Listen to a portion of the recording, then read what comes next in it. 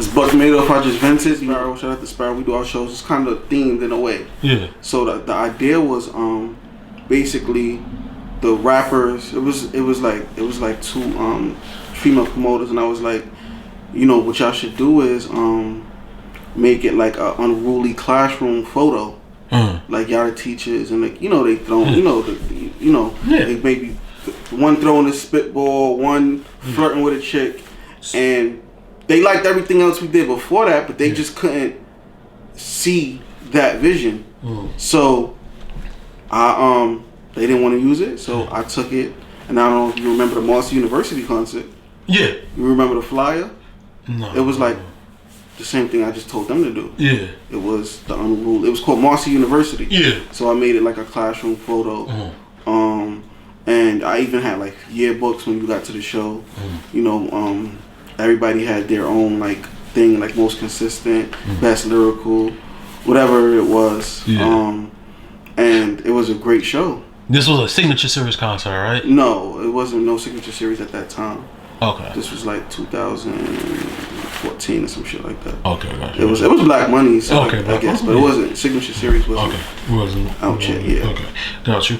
I'm thinking I might have remember this. Like, was it a part of like the series you was doing beforehand? Yeah. Like when you because I remember I hosted one of those from before, and then came through. Like y'all had like a bunch of them, and they was like super themed. Yeah. So I'm thinking it might have been one of them. Yeah, okay. Oh, I think you did Real Artists in New York at Webster Hall.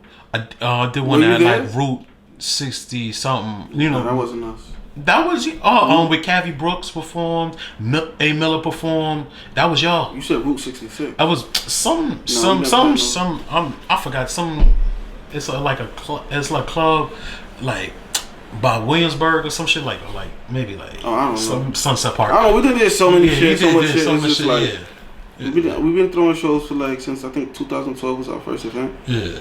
And then after that, we tried to go to Webster Hall, but that didn't work out because what happened was the dude we was working with. So it was like a few of us. We put our money together to to do the event, and it was about 4 artists. Collectively, and we put our money up. So the dude, I ain't gonna lie, he had connections. So we booked 2 artists that was semi popping at the time. Like we didn't know better, you know. Now I know that's not my market to promote to. I don't want to say their names, but you know they never like popped. But we booked 2 artists to perform, paid them, paid for the venue, paid for everything, and during the press run.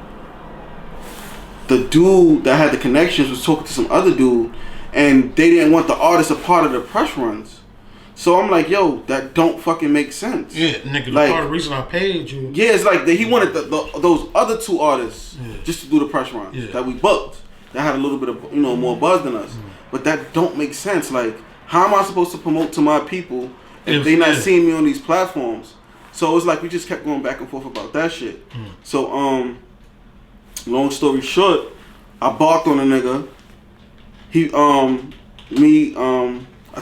Me and Sparrow, we took our bread. Fuck it, give us our bread back. Yeah. Took our bread back, and lo and behold, I learned that only 14 people paid to come to the show.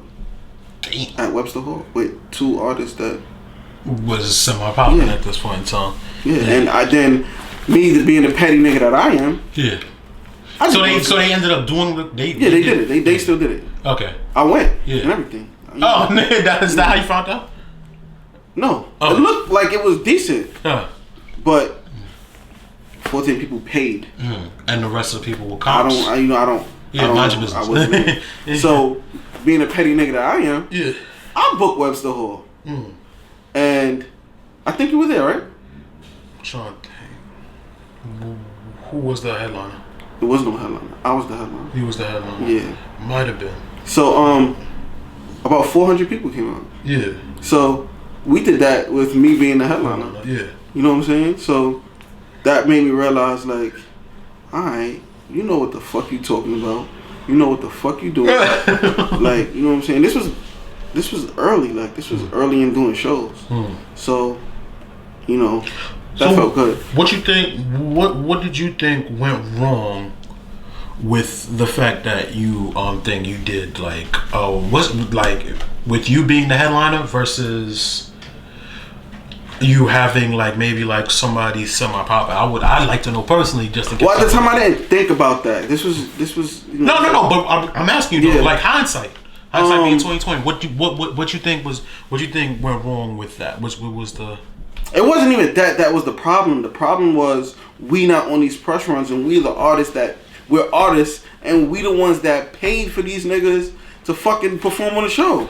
So, you know, the dude wasn't an artist. You know, his artist paid, but it's like, you know, I don't know what his artist was saying, but that's his man. So, you know what I'm saying? But, you know, I'm a petty ass nigga, and I like to get my revenge in any way, shape, or form. So I just like to say that, you know, we brought out 400 people that paid, and they brought out 12 people that paid. Okay, great. So, yo, it's your boy Buck Madoff. I just vented. Make sure to like, comment, and subscribe. Pow.